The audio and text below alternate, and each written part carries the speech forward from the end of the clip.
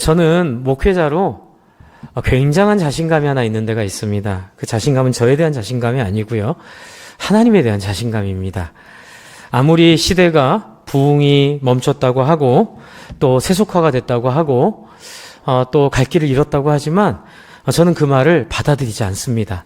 왜냐하면 하나님의 영은 지금도 살아계셔서 그 살아계신 예수님을 만나는 사람마다 기적이 일어나고 변화가 일어나고 사람이 변하는 역사가 계속되고 있음을 보고 경험하고 있기 때문에 그렇습니다.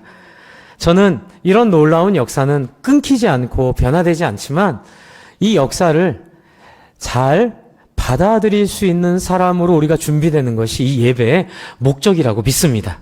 그래서 예배의 말씀을 통해서 또 예수님을 배우고 예수님을 보면서 여러분이 이 성경에서 예수님 만났던 사람들과 다를 것이 없는 그 예수님을 인격적으로 경험하기를 바랍니다. 이것만 된다면 여러분의 신앙은 누가 조종해서가 아니라 누구를 의지해서가 아니라 여러분 스스로가 성령의 은혜를 따라 여러분 안에서 솟구쳐 나오는 생수의 강을 경험하게 될 것입니다. 하나님은 살아계십니다. 예수님은 지금도 우리와 함께 하고 계시고 하나님 우편에 계셔서 우리를 위하여 기도하고 계심을 믿습니다. 이를 위해서 이 대림절을 맞아 또 우리 지난주에 말씀드렸던 설교와도 연관이 되고요. 예수님이 어떤 분이신지 그리고 제자들과 예수님과의 만남이 처음에 어땠는지를 오늘 좀 보기를 원합니다. 왜냐하면 첫 번째는 지난주에 말씀드린 대로 베드로와 같은 그런 예수님과의 관계가 되기 위해선 이 첫 단추가 확인이 돼야 되는 거예요. 그러니까 베드로를 무조건 배우고 싶다. 베드로처럼 나도 예수님 만나고 싶어요. 라고 기도하는 건 좋은데 그걸 실현하기 위해선 어떻게 예수님이 베드로를 처음 만나주셨는가를 살펴보는 게 필요합니다. 그래서 오늘 제목이 첫 만남, 새로운 삶으로 정했는데요. 여러분의 신앙의 첫 단추가 이 베드로가 만난 예수님과의 만남의 본질에 가까이 있다면 여러분 계속 그렇게 신앙생활 하시면 좋을 것 같고요. 약간 목사님 저는 베드로가 만난 예수님은 아직 못 만났어요. 라고 생각하신다면 구하라 그리하면 주실 것이요 찾으라 그리하면 찾으리니 구하는 자에게 하나님께서 구하는 것보다 더 좋은 곳으로 주시겠다는 약속을 여러분에게 예수님 만남으로 허락해 주실 것을 믿습니다. 오늘 여러분이 예수님과의 첫 만남을 회상하시고 또 가지시기 바랍니다. 지금 예수님이 제자를 부르시는 장면은 누가복음 5장 1절부터 11절에 나오고 있어요. 그런데 이 이야기는 여러분이 너무나 잘 아는 이야기가 아닐 수도 있어요. 왜냐하면 목사님 저는 예수님이 제자들을 처음 부르신 사건일 때 나를 따라오라 내가 너희로 사람 낚는 어부가 되게 하겠다라고 들었는데 여기에는 그런 얘기가 없네요. 맞아요. 이 누가복음에 있는 이야기는 마가와 마태에 있는 나를 따라오느라 내가 너희를 사람 낚는 어부가 되게 하겠다라는 그 이야기의 디테일을 여기서 담고 있기 때문에 그렇습니다. 먼저 앞에 한번 보여주세요. 마가복음. 네, 제가 보내드린 슬라이드에 보면 마가복음, 네, 다음 장 보여주십시오.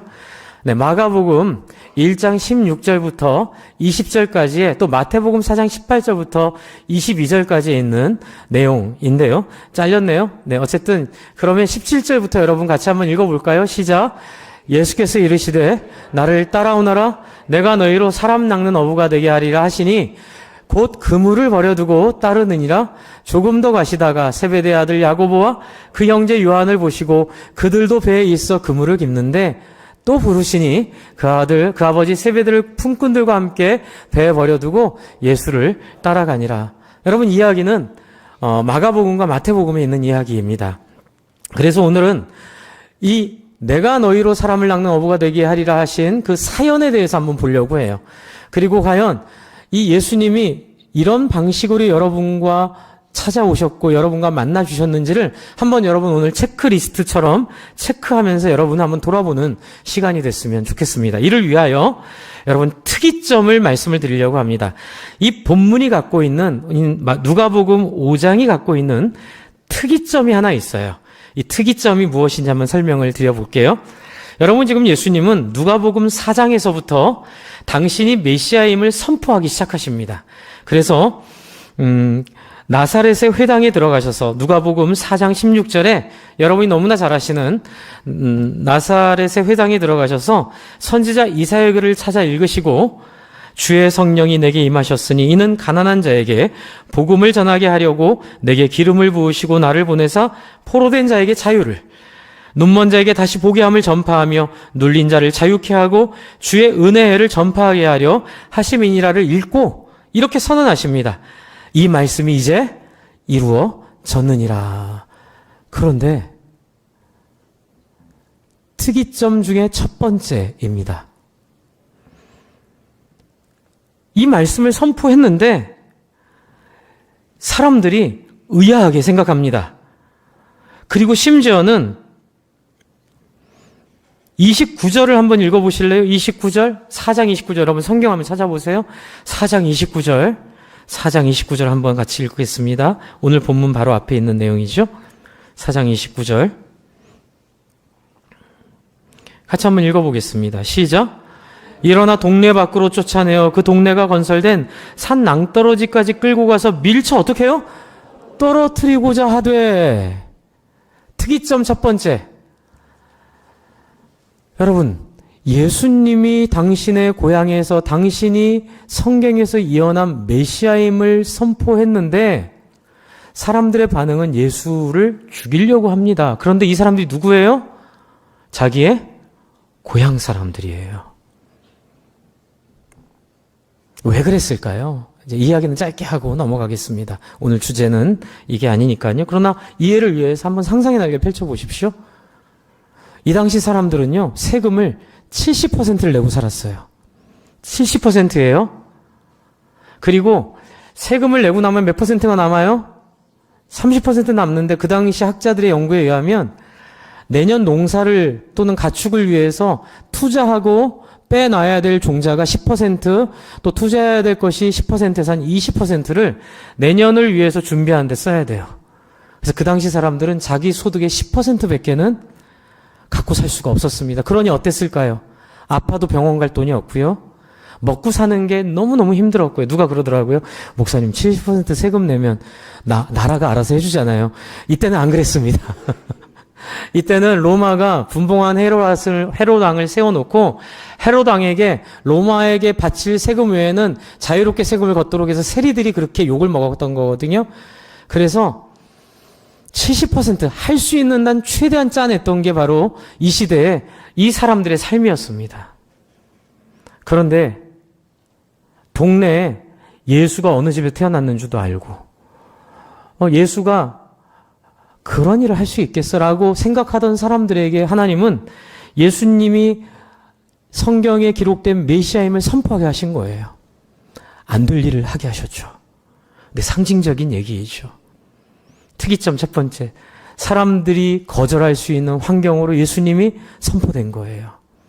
이게 뭐냐면요. 한번 같이 해주실래요? 너희가 생각한 것과는 다른 새로운 세상이 올 것이다. 이게 예수님이 이 고향에서 왜냐하면 70%를 세금으로 뺏긴 사람들 눈에는 예수로는 이게 안 되는 거예요. 만약 예수로 이게 메시아가 왔다 그러면 자기들은 소망이 없는 거예요. 자기들이 꿈꾸는 메시아는 적어도 슈퍼스타, 히어로가 와가지고 힘도 세고 군대도 많고 귀족의 아들로 태어나서 뭐 이렇게 좀 삐까뻔쩍하게 해가지고 뭐 로마를 무찌르고 헤롯을 뒤집어가지고 적어도 세금은 좀 덜 내게 만드는, 좀 우리 먹고 살 수 있게 만드는 그 정도를 꿈꾸고 있었는데 이건 뜬금없이 우리 어렸을 때부터 잘 알고 있고 소년 가장이었거든요. 예수님 어렸을 때부터. 그 가난한 집에서, 그리고 소문도 별로 안 좋았을 거예요. 왜냐하면 아시잖아요. 그렇죠? 결혼하기 전에 잉태했으니까. 그러니 사람들은 모르죠. 성령으로 잉태한지. 그러니 그렇게 무시하던 그 예수가 뭐라고 네가 메시아야? 사람들은 받아들이지 못한 거예요. 근데 여기서 특이점은 못 받아들인 게 아니에요. 보세요. 30절이 첫 번째 특이점이에요. 30절을 같이 읽겠습니다. 누가복음 4장 시작. 예수께서 그들 가운데 지나가시니라. 여러분, 예수님은 당신을 몰라보고 당신을 거절하는 곳을 어떻게 하시냐면요, 지나가세요. 오늘 베드로가, 사실 오늘 말씀의 핵심은 베드로가 주여 나를 떠나소서 나는 죄인이로소이다라고 고백한 게 오늘 포인트거든요. 그게 첫 만남에 굉장히 중요한 상징이 되는데, 그 베드로의 고백을 위해 꼭 필요한 그 일을 예수님이 하고 있다고 저는 믿어요. 그런데 그 일이 뭐냐면, 예수님을 몰라보고 거절하면 지나가세요. 제가 회심하게 됐던 계기가 여기 있었어요. 저는 처음에 예수님을 오해했어요. 하나님 우리를 사랑하신다 하시고 교회 가면 뭐 이렇게 선물을 많이 주고 뭐 제가 안 나간다 그러면 교인들이 벌벌 떨고, 제가 이제 전도 이제 새 가족이었거든요. 근데 재밌는 거예요. 제가 이렇게 나갔는데 다들 저 때문에 행복해하고 좋아하는데 제가 좀 상처받았다가 안 나갔다 그러면 교회 비상이 걸리더라고요. 그래갖고 막 여기저기서 전화 오고 막 저한테, 아까 제가 그걸 좀 이용한 면이 있어요. 어린 마음에. 네. 제가 고등학교 때부터 교회를 잘 나갔거든요. 그래서 이게 들었다 놨다 좀 했어요. 마음에 좀 안 들면, 선생님, 저 한 달 동안 교회 안 나갈 거예요. 이러면 막 자녀에게 사람들이 찾아오고 막 저를 데리고 와서 떡볶이를 사주고 제가 원하는 걸 다 들어줄 것처럼 막 저한테 와서 얘기를 하니까, 야, 나한테 꼼짝 못하는구나 이런 생각이 들었어요. 어린 마음에. 네. 그래가지고 신앙에 안 좋은 영향이 간 거죠. 뭐냐면, 기도를 하고 예수님한테 나아가도 예수님 나 하나 구원하려고 그렇게 애쓰시고 몸부림치셨는데 나 이 부분이 삐졌어요. 예수님 어떡할 거예요? 이런 마음이 제 안에 좀 생기더라고요. 물론 뒤에 회개를 했습니다. 이 본문 때문에. 이제 신학을 하면서 이 본문을 공부하게 됐거든요. 질문이 사라지지 않는 거예요. 예수님, 이 사람들이 거절하는데 그냥 지나가시네. 왜요? 근데 예수님은 저한테 왜 그랬는지 몰라요. 그때 그렇게 대답하시다. 승준아, 나도 네가 거절하면 지나갈 거야. 나 사랑한다며요. 나 사랑의 십자가에 죽었다며요. 그러면 10번이고 20번이고 나한테 와가지고 비셔서라도 나를 구원하셔야지. 왜 내가 거절한다고 그냥 가세요? 이게 굉장히 중요한 포인트였어요. 저는 여기서 선악과의 문제가 풀렸고요. 그리고 여기서 고난의 문제가 풀렸어요. 성준아, 내가 너를 사랑하고 너를 구원하기 원하지만 같이 한번 해주실래요? 너를 거스리지는 않아. 여러분, 이거 하나 꼭 기억하셔야 돼요. 하나님은 천지를 만드신 하나님이신데 우리한테 예의를 지켜주세요. 당신이 창조주라고 우리를 막대하지 않으세요. 아무리 잘못된 마음이라도, 오해라도 예수님을 거절하면 예수님이 나사렛 사람들을 붙잡고 뭘 하지 않으세요. 그냥 그들을 쑥 지나가서 어디로 가세요? 31절, 가버나움으로 가버리세요. 그래서 처음에는 오해도 했어요. 그래도 그렇지, 삐져가지고 가신 거예요. 그러면 이 나사렛 사람들은 어떡하라고요? 그런데 나중에 가룟 유다를 보면서 오해가 풀렸어요. 여러분, 예수님이 가룟 유다를 얼마나 애쓰셨는 줄 아세요? 제가 우리 교회 처음 부임하기 전에, 여러분 투표하기 전에 설교한 본문이 그 요한복음 13장이에요. 저는 호주에서 2년 반 동안 그 요한복음 13장에 사로잡혀 살았어요. 자기를 배신하려고 하는, 이미 배신할 계획을 다 짜나온 가룟 유다를 불러다가 성찬식을 베푸시더라고요. 그리고 그를 향하여 끝까지 설명하시고 설득하시고 그의 발을 씻겨주세요. 그 마음에 뭐가 있죠? 나는 너를 협박해서 돌아오게 하고 싶진 않아. 그러나 네가 배신하는 것 나 너무 가슴 아프지만 네가 배신하려는 것, 너의 자유의지를 내가 무시하고 그것을 거스리면서까지 너를 구원은 못해. 왜냐하면 너는 하나님의 형상으로 창조된 사람이기에. 하나님이, 저는 예수님이 13장을 통해, 14장을 통해, 15장을 통해, 저는 그 가룟 유다가 예수님을 팔려고 나간 뒷 상황에서조차도 예수님은 끊임없이 하소연하고 계시는 거예요. 하나님이 너희를 사랑하고 계시고, 그리고 예수가 너희의 친구이고 너희를 위하여 이렇게 당신을 내어주신 하나님의 아들인데 너희가 스스로 마음을 열어 그 하나님을 받아들였으면 좋겠다. 이 땅의 고난들 여러분 하나님이 주신 고난 아니에요. 인간의 죄 때문에, 인간의 욕심 때문에, 인간의 탐욕 때문에 인간들끼리 치고받으며 갈등하고 슬퍼하고 아파하는 고난들. 하나님 통곡하고 계시죠. 어찌할꼬. 그러나 하나님이 억지로 이들을 돌이키기 원하지 않으세요. 왜냐하면 그것은 여러분을 무시하는 거기 때문에 그래요. 하나님은 여러분을 시간이 걸리더라도 때가 아니면 지나가세요. 이게 저한테 굉장히 컸어요. 제가 26살 때인가 그런데 제가 이 문제로 한 2달 씨름하다가 삼각산 기도원 아세요? 옛날에 소나무 뿌리 뽑았다는 그 기도원에서 제가 하나님께 무릎을 꿇은 거예요. 하나님,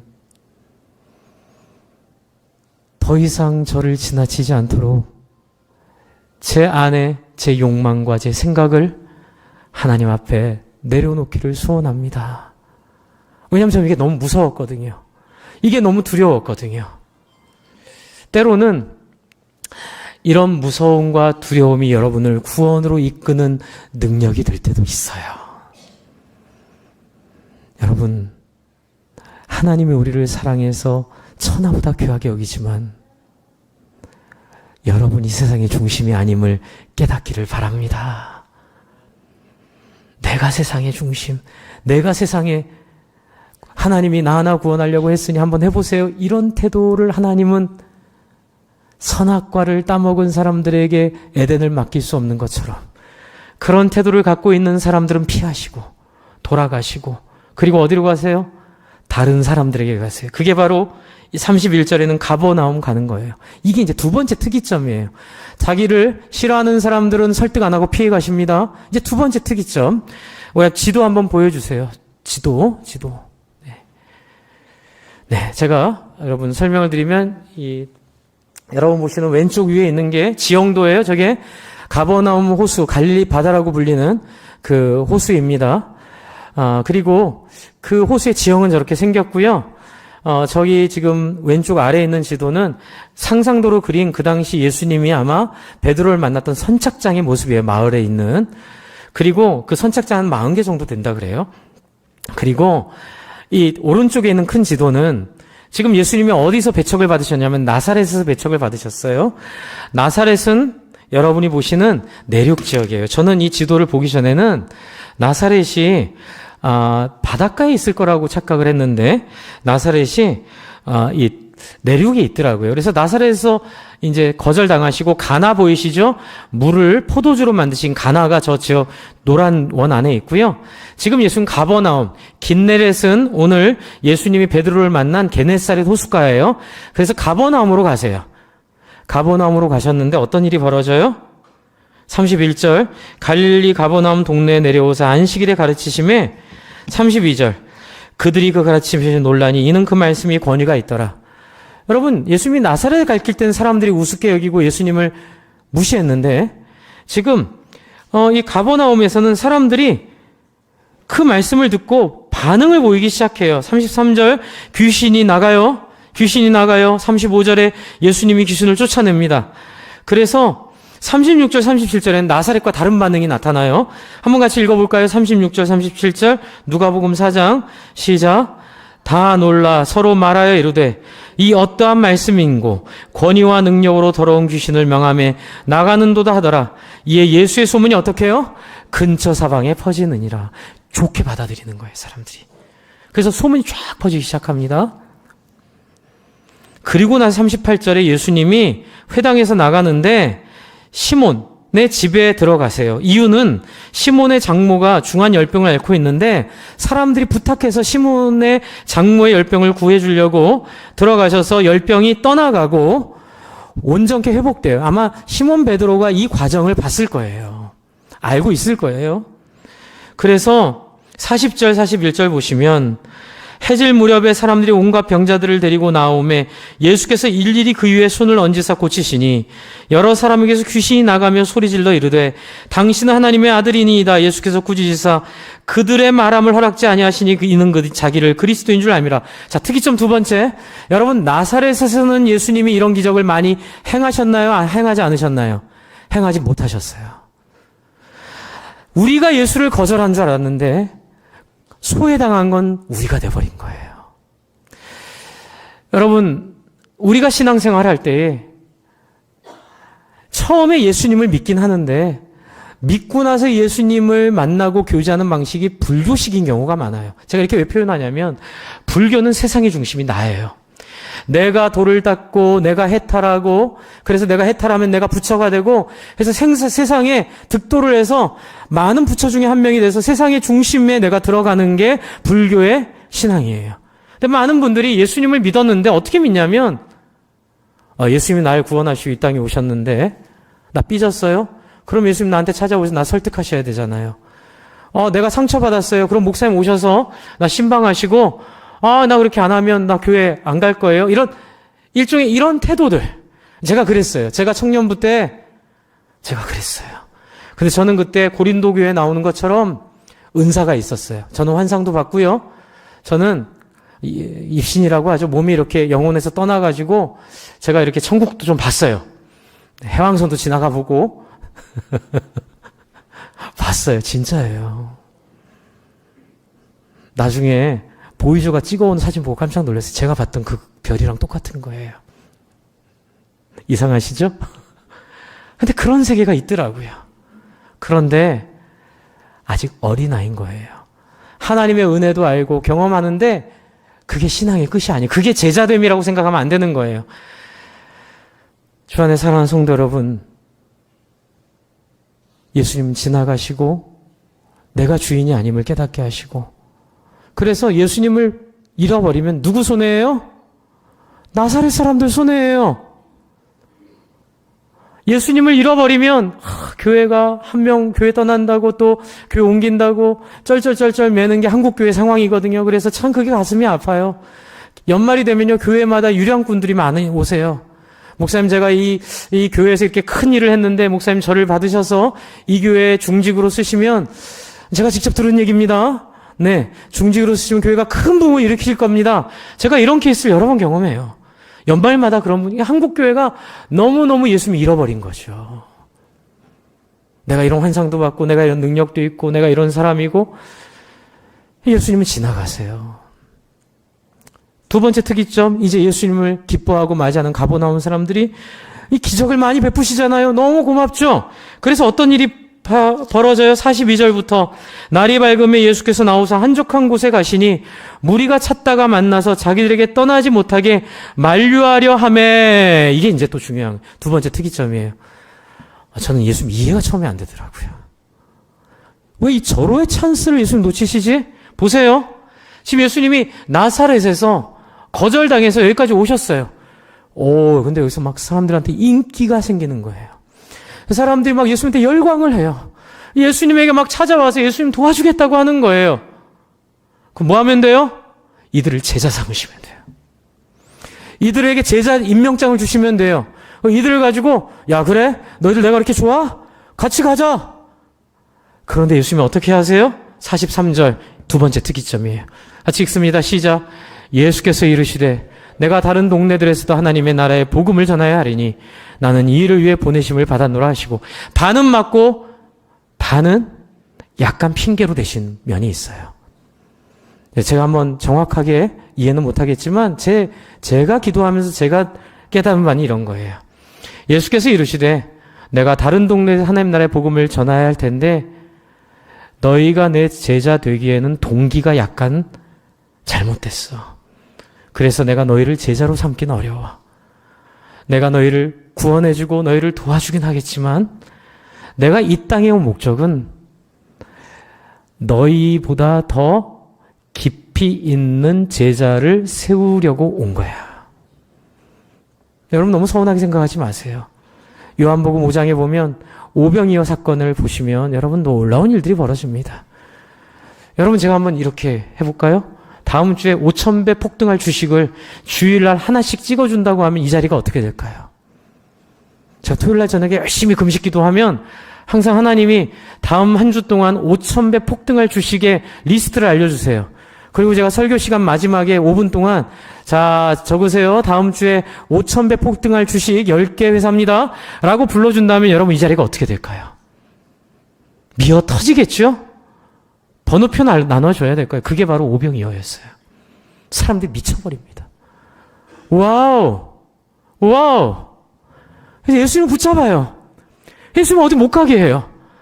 예수님을 잡아 왕 삼으려고 해요. 예수님에겐 절호의 찬스잖아요. 5,000배 주식 알려주고 교회 부흥시키면 되잖아요. 사람들 많이 모으면 되잖아요. 예수님 도망가세요. 필사적으로 도망가세요. Run away. 도망가다 계속 쫓아오니까 예수님이 확 돌아서서 한 얘기가 뭐예요?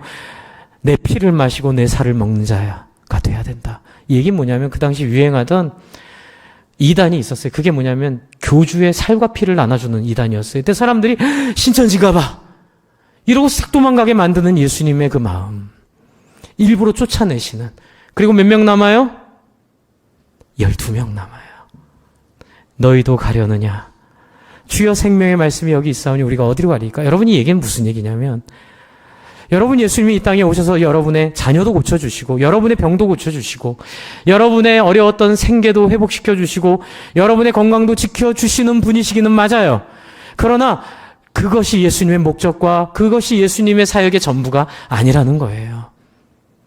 여러분 지금 예수님은 예수님을 쫓아오는 사람들의 동기 때문에 이들을 제자로 삼지 않으세요.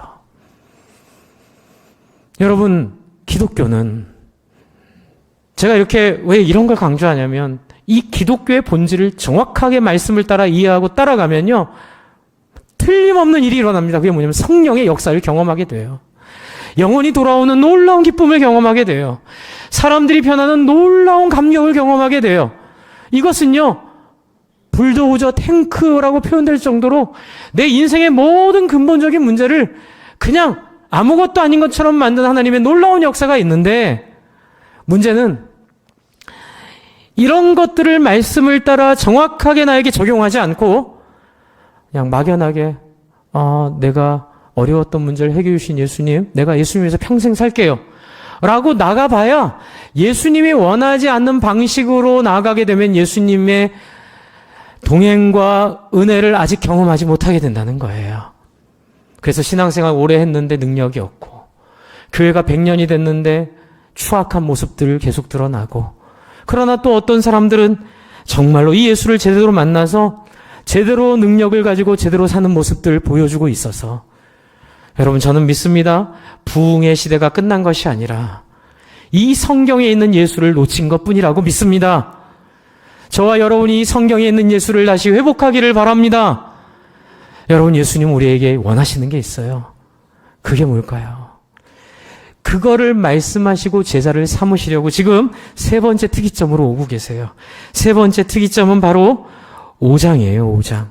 자기를 따라오는 그 배부른 까닭으로 따라오고 그 문제가 해결된 까닭으로 따라오는 사람들, 그 사람들 자 제자 삼는 거 거절하시고 도와만 주시고 이제 예수님은 이 특이점을 우리에게 보여주기 위해 5장에 제자가 누구가 돼야 되는지를 보여주려고 이 5장을 우리에게 보여주고 계세요. 그래서 5장 1절 무리가 몰려옵니다. 하나님의 말씀을 들을 때에 예수는 일부러 아까 전에 말씀드린 게네사렛 호숫가로 가세요. 거기에 누가 있을까요? 시몬 베드로가 있어요. 시몬 베드로는 장모의 병을 예수님이 낫게 하신 것을 본 사람이에요. 그래서 베드로는 적어도 예수님에 대한 거부감이 없었고 그리고 적어도 예수님은 베드로의 순수함을 보셨던 거라고 저는 상상해요. 그래서 예수님은 게네사렛 호숫가에 서서 2절 호숫가에 배 두 척이 있는데 그 배 두 척은 바로 시몬의 배예요. 기가 막힌 예수님의 찾아오심입니다. 저는 이렇게 믿습니다. 여러분 진짜 전도는요. 욕망과 탐욕의 호소에서 만드는 전도가 아니라 삶 가운데 그 사람이 갖고 있는 어려움에 찾아가서 그 사람이 기대하지 않았던, 갈구하지 않았던, 그러니까 이렇게 봐야 돼요. 욕망이 많은 사람은 전도의 대상이 아니에요. 자기 인생에 욕심으로 차 있는 사람은 예수님이 지나가도 몰라보고 지나칠 수 있어요. 그래서 여러분, 전도할 때 제일 나쁜 방법이 뭔지 아세요? 제가 합신총회 전도부장인데요. 전도를 많이 공부하고 연구해 보는데 전도할 때 제일 나쁜 방법은 물질로 보상해 주는 거예요. 전도 많이 했다고 마티즈 주고, 옛날에 그랬잖아요. 전도 많이 했다고 자전거 주고, 전도 많이 했다고 황금 열쇠 만들어주고, 그게 복음 자체를 완전히 하수구로 갖다 박아버리는 행동이에요. 여러분, 복음은 어떤 물질적 보상이나 어떤 인간이 느끼는 그 인간의 욕망을 채우는 것으로 커버할 수 없는 높고 고귀한 다른 차원의 아름다움이 있음을 믿으시기 바랍니다. 이게 복음의 가장 중요하고 결정적인 자리인 거예요. 주 안에 사랑하는 성도 여러분, 예수님이 여러분을 찾아오시기를 바랍니다. 저는 26세 때 이 말씀을 깨닫고 제일 먼저 한 거 있어요. 어떻게 하면 예수님 날 찾아오게 하실까? 인생의 탐욕과 욕망에서 벗어나자. 단지 이 베드로는 여러분 다른 욕심 없었어요. 먹고 사는 거 하나였어요. 그런데 먹고 사는 게 너무 힘들어요. 여러분 상상해 보세요. 만약 베드로가 욕심이 있었다면 예수님 소문 듣고 발벗고 나가서 예수님한테 뭔가를 얻으려고 쫓아다녔을 거예요. 그런데 그 와중에도 이들은 꾸준히 자기의 삶을 살아가고 있어요. 평범한 일상에 찾아오신 예수님. 그리고 여러분, 예수님이 베드로를 찾아오셔서 어떻게 하시죠? 배에 오르세요. 근데 지금 베드로는 뭐 하고 있어요? 2절을 한번 보세요. 베드로가 하고 있는 게 뭐예요? 그물을 씻고 있죠. 그물을. 근데 이 그물을 씻는 게 행복해서 씻고 있는 걸까요? 아니면 속상한 데 씻고 있는 걸까요? 속상한 데 씻고 있어요. 왜냐하면 뒤에 설명이 있죠. 밤새도록 고기 잡는 전문가로 깊은 데에 가서 그물을 내렸는데 고기 한 마리로 잡지 못한 거예요. 허탕친 날 아침에 그물 씻고 있는데 나보다 몇 살 많아 보이는 예수가, 아직 젊은 예수가 내 배에 딱 올라온 거예요. 보통 사람 같았으면 당신 뭐 하시는 거요? 나 지금 밤새 고기도 하나 못 잡아 속상해 죽겠는데 지금 그물 손질하고 자가지고 내일 또 밤에 나가야 되는데 뭐 이렇게 사람들 데리고 왜 내 배로 들어오세요라고 할 수 있었지만 왜 못했을까요? 장모를 고쳐준 예수님이거든요. 그래서 베드로는 할 수 없이 예수님을 배에 들어오게 하고 아마 그물을 손질하며 예수님의 얘기를 들었을 거예요. 3절에 보시면 예수께서 한 배에 오르시니 그 배는 시몬의 배라. 육지에서 조금 떼기를 청하시고 앉으사 배에서 무리를 가르치시더니. 요게 중요합니다. 여러분, 앞에 나사렛에 있었던 그 아픈 일과 또 가버나움에서 있었던 일이 경험하지 못한 부분이에요. 아니, 어쩌면 사람들이 이런 부분들을 받아들이지 못했을 수도 있어. 오직 예수 생각하면 예수 외모가 어때? 예수가 내 걸 채워줘? 아예 못 채워줘? 그러면 아니야. 이것도 아니고, 내가 뭐 이걸 채우고 싶었는데 예수가 그걸 채워준대. 야, 5,000배 주식 폭등을 알려준대. 가가지고 예수님, 우리의 왕 되주세요. 이것도 예수님이 사용하시고. 예수님이 찾아오셔서 베드로의 일상에 있는 실패를 다가오셔서 그냥 베드로에게 말씀을 전해주시는 거예요. 그런데 여러분, 예수님이 어떤 말씀을 전해주셨을까요? 상상해 보셨어요? 마태복음에 상징적인 말씀이 있죠. 그 말씀 대부분 전하고 다니셨어요. 여러분, 공간복음에 또 요한복음까지 포함해서 네 복음서에 예수님이 전한 말씀의 대부분은 마태복음 5장에 나오는 여러분 너무나 잘 아는 팔복 산상수훈이라 보시면 돼요. 심령이 가난한 자는 복이 있나니 천국이 저일 것이며 애통하는 자는 복이 있나니 저희가 위로를 받을 것이고. 이건 뭔지 아세요? 너희들이 그동안 추구했던 복과 너희가 그렇게 강력하고 믿고 있었던 너희의 인생의 행복은 하나님 나라에 의해 새롭게 되어야 한다. 너희 새로워져야 된다. 회개해야 된다. 생각이 바뀌어야 된다. 너희는 지금 잘못된 기준을 가지고 살고 있다. 내가 그것이 어떻게 잘못됐는지 보여주고 너희가 따라야 될 새로운 삶을 내가 너희에게 알려주기 위해 이 땅에 왔느니라. 여러분, 그게 뭘까요? 베드로가 지금 그물을 이렇게 손질하고 있을 때 예수님 오셔서 하시는 얘기가 뭘까요? 먹고 살기 위해 살지 말아라. 정의를 따라 살아라. 요번에 개봉한 영화가 굉장히 잘 된다고 해서 저도 관심 있게 보고 있는데, 서울의 봄이라는 영화인데, 제가 이렇게 내용을 쭉 보니까 거기에 포인트가 그런 게 있더라고요. 절체절명 국가의 운명을 좌우할 자리에서 스타들, 별들이라고 세워진 분들이 어떤 분은 정의롭게 자기의 삶을 선택해 죽음으로 가기도 하고요. 군인이지만 또 어떤 분들은 그 높은 계급에도 불구하고 자기 먹고 사는 것, 자기 생존 하나 급급해서 정말 비겁하게, 비열하게 그렇게 사는 선택들이 그 안에 너무 많이 나오는 거예요. 제가 여러분 말씀드리죠. 하나님 제 마음에 주신 게 뭐냐면 저는 일제시대에 태어났으면 아마 죽었을 거예요. 그렇죠? 먹고 사는 것도 중요해요. 그러나 이것은 영원하지 않아요. 예수님 이 땅에 와서 보여주신 거 뭔지 아십니까? 먹고 사는 것 그 뒤에, 우리의 생사 뒤에 하나님의 가치가 있다는 거예요. 그것은 신실함, 성실함, 군인이 자기의 복무를 위해 약속했던 그 약속을 지키는 거고. 그래서 그 영화에 나오는, 저는 이제 공군에서 헌병대에서 근무했기 때문에 그 마음이 약간 느껴져요. 그 병장이 그 국방부 방어하다 죽었거든요. 저도 이제 옛날에 그 얘기를 알고 있어서 참 고민을 많이 했어요. 제가 공군에서 헌병대에 있을 때 저도 정문을 지켰기 때문에 맨날 이제 그런 얘기를 해요. 누가 쳐들어오면 어떻게 할 거냐?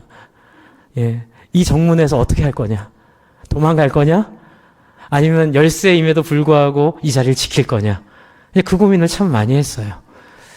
그런데 거기서 총 안 뺏기려고 버티다가 총에 맞아 죽고, 또 뻔히 모든 장교들은 매수당한 거 아는데도 내가 지켜야 될 사령관을 비서실장이기 때문에 지키기 위해 뻔히 죽을 줄 알면서도 권총을 빼놓고 그들에게 대항했던 그 김호랑 소령. 여러분, 산상수훈이 얘기하는 게 바로 그분이에요. 여러분, 오해하지 마세요. 뭐 그렇게 살아야 된다 이런 게 아니라 그런 사람들, 이순신 장군이나 여러분 우리 인류 역사에서 참 거룩하다, 존귀하다. 사람이 자기의 욕망을 따라 살지 않고 자기의 뜻을 세우고 사는구나 라고 했을 때 느껴지는 이 거룩함 있죠? 네, 그런 거룩함이 산상수훈에서 얘기하는 우리가 돈이 없지 가오가 없냐. 여러분, 작은 이익에 타협하지 않고 작은 욕망에 무릎 꿇지 않고 먹고 살기 위해 비겁해지지 않고 하나님이 이 땅을 만드셨기에 심령이 가난한 자는 복이 있나니 천국이 저희 것이미로, 의를 위하여 핍박받는 자는 복이 있나니 하나님의 나라를 유업으로 받을 것임이니라. 할렐루야. 여러분, 이런 듣도 못한 얘기를 베드로가 듣는 거예요. 나는 평생 먹고 사는 거 하나 가지고 살았는데, 이런 삶 뒤에 또 다른 세상이 있구나. 그리고 예수님이 마태복음 산상수훈 6장 마지막에 무슨 말씀하시죠? 한번 따라해 주실래요? 먼저 그 나라와 의를 구하라. 그리하면 이 모든 것을 더하시리라. 아멘. 그래서 제가 예수님 처음 믿었을 때 저에게 주신 것은 죽기를 두려워하지 말라 했어요. 왜냐하면 그 나라와 의를 구하는데 가장 큰 장애는 이 땅에서 사는 생존에 대한 염려더라고요. 그래서 더 살아야 된다, 내가 죽으면 어떻게 되냐, 그거 염려하지 말고 죽음이 온다 하더라도, 손해를 본다 하더라도, 저도 그래서 우리 아이들에게 그렇게 가르치는 거예요. 아빠 일찍 죽더라도, 너희가 일찍 죽더라도 그게 중요한 게 아니라 중요한 건 이 땅에 하나님 우리에게 주신 돈에 매수되지 않고, 그리고 우리의 이익에 취하지 않고 하나님 우리에게 주신 정의를 따라, 의를 따라, 그렇죠, 옳음을 따라 살는 자가 영원히 살 것임을 믿습니다. 베드로가 이 얘기를 옆에서 듣고 마음이 웅장해지는 거죠. 베드로가 이 얘기를 옆에서 듣고 마음에 변화가 생기는 거죠. 그래서 어떤 일이 벌어져요? 4절입니다. 4절 같이 한번 읽어볼까요? 시작. 말씀을 마치시고 시몬에게 이르시되 깊은 데로 가서 그물을 내려 고기를 잡으라. 여러분 이거 전문 용어로 뭐라고 하는지 아세요? 한번 같이 해주실래요? 번데기 앞에서 주름 잡기. 이게 번데기 앞에서 주름 잡는 거예요. 여러분 예수님 목수예요, 목수. 목수가 지금 어부한테 가가지고 물고기 잡는 법을 좀 코치하고 있는 거예요. 여러분 그러나 복음의 능력은 이런 것들을 가름할 만큼 매력적입니다. 저는 복음을 처음 만났을 때 여기에 매혹당했어요. 하나님, 제가 생존하는데 급급한 비참한 인생인 거를 괴로워하고 있었는데 목숨을 바쳐도 아깝지 않을 내 목숨을 바칠 만한 가치를 주셔서 저는 이제 뜻을 따라 사는 사람이 됐습니다. 이게 얼마나 저는 영광스러웠는지 몰라요. 여러분 베드로는 지금 그 마음 때문에 이 번데기 앞에서 주름 잡는 걸 받아들이게 되는 거예요. 아, 이보쇼. 내가 지금 어부로 이 뼈가 굵은 지 몇 년인 줄 아쇼? 근데 당신은 손도 보아하니 그물 하나 기운 적도 없고 밤에는 수온이 따뜻한 깊은 데에 물고기가 많고 지금은 아침 아니요. 이 아침에는 수온이 따뜻한 얕은 데가 물고기가 많아요. 그런데 목수 주제에 나한테 상식과 다른 깊은 데 가서 그물을 던지라니 이게 말이 되는 거요? 라고 말하고 싶었지만 예수님의 가르침과 예수님의 말씀을 통해 베드로가 한번 믿어보기로 해요. 그게 바로 예수가 보여준 거룩함의 모습입니다. 근데 이건 뭐 신비한 거 아니에요. 딱 하나예요. 뜻을 따라 사는 사람이 주는 거룩함이에요. 작은 이해관계에 춤추지 않는 사람이 보여주는 영광이에요. 여기에 매혹당해서 베드로는 뭐라고 하죠?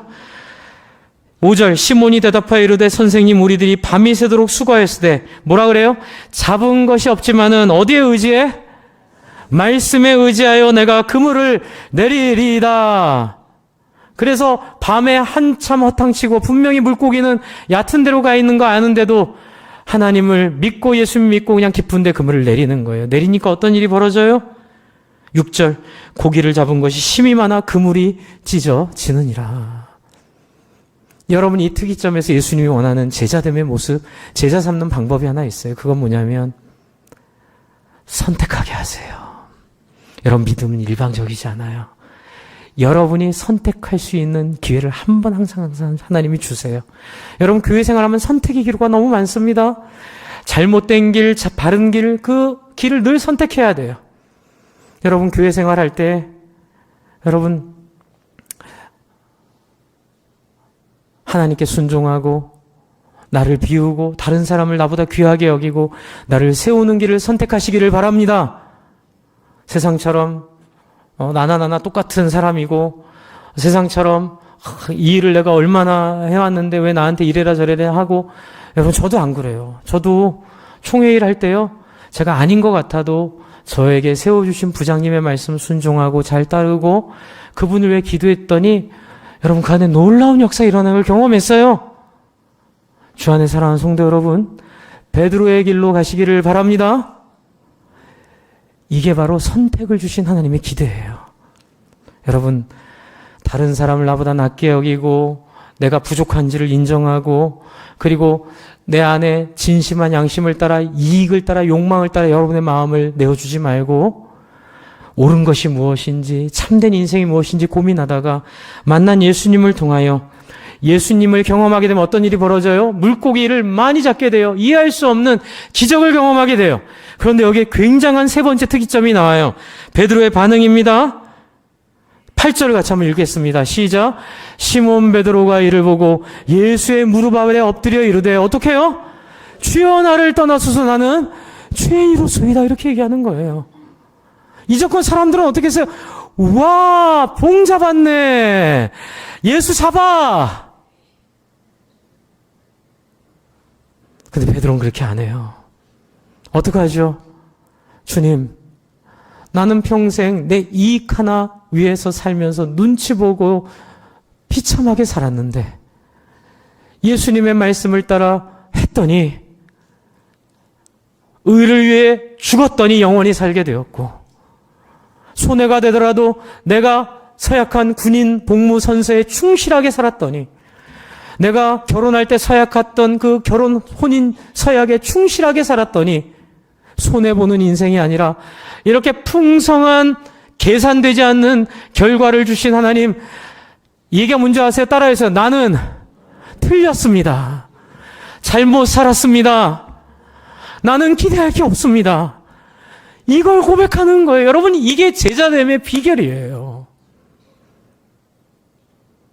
그래서 기적을 일으켰지만 기적을 자기 것으로 취하지 않고, 예수님이 유익을 줬지만 그 유익을 따라가지 않고, 그래서 기복신학이 어려운 거예요. 기복신앙은 예수님을 진짜 만난 결과가 아니에요. 기복신앙은 그냥 요한복음 5장에 나오는 예수님 오병이어 준 거 보고 한번 배불리 먹고 살겠다고 하는 사람들의 슬픈 이야기일 뿐이에요. 제가 말씀드릴게요. 기복신학에는 능력이 없습니다. 기복신앙에는 역사가 없습니다. 그러나 여러분이 기복신앙을 넘어서서 그 기적을 주시는, 그 역사를 주시는 예수님 앞에 나의 비참함을 느끼시기 바랍니다. 그래서 뭐라고 해요? 예수님, 나를 떠나셔야 합니다. 나는 죄인입니다. 나 같은 사람에게 예수님이 엮이셔서 예수님 손해보시면 안 됩니다. 당신은 이 땅에 희망으로 남아 있으셔야 합니다. 근데 놀라운 게 뭔지 아세요? 9절을 한번 보세요. 10절을 한번 보세요. 10절 하반절 따라해주세요. 예수께서 같이 계세요. 시작. 예수께서 시몬에게 이르시되 뭐하래요? 무서워하지 말라. 할렐루야. 여러분, 신앙이 바로 여기에 있어요. 나는 천박하게 이 땅의 욕망만을 따라 산 사람이라는 걸 인정하고, 하나님은 내가 감히 범접할지 못하는 존재라는 걸 고백하고, 나는 그런 거룩한 길을 따라 살지 못하는 그런 평범한 사람임을 하나님 앞에 자백하고, 하나님 나를 떠나소서라고 할 때 비로소 하나님이 뭐라 그러죠? 무서워하지 말라. 이제부터는 후로 내가 사람을 취하는 어부될 자격이 이제야 비로소 생겼느니라. 할렐루야. 여러분, 이걸 경험하지 못하면, 이 첫 만남을 못 맞추면 계속 신앙은 하나님의 영광스러운 능력 가운데 들어가지 못해요. 이게 제 책임이에요. 이 교회를 섬기는 담임 목사로 세우신 하나님의 명령이에요. 여러분이 혹시라도 목사님, 나는 교회에서 30년, 40년 살았는데 다시 첫 만남을 가지라면 제 자존심이, 여러분, 자존심 상하는 것보다 천국 못 가는 게 더 무서운 거예요. 그렇죠? 여러분, 자존심 버리시고, 여러분 혹시 이런 만남이 없었다면 예수님 앞에 주여 나를 떠나소서, 나는 죄인이로소이다라는 고백이 있기를 원하나이다 기도하시기를 바랍니다. 왜요? 요한일서 써있죠? 같이 해주실래요? 누구든지 자기 죄를 자백하면 그는 미쁘시고 의로우사 우리 죄를 사하시며 우리를 모든 불의에서 깨끗게 하실 것이요. 아멘. 하나님 믿으세요. 여러분, 몇 년 신앙생활 했냐, 직분이 뭐냐, 이게 중요한 게 아니에요. 중요한 건 여러분이 첫 만남을 만나셔야 되는 거예요. 이 첫 만남이 있어야 여러분 안에 그 다음 이야기가 펼쳐지는 거예요. 첫 만남이 없으면 예수님 주를 맴맴 돌았던 그 사람들처럼 예수님을 만나고도 예수님의 능력을 경험하지 못하는 슬픈 이야기가 될 수 있어요. 핵심은 뭐예요?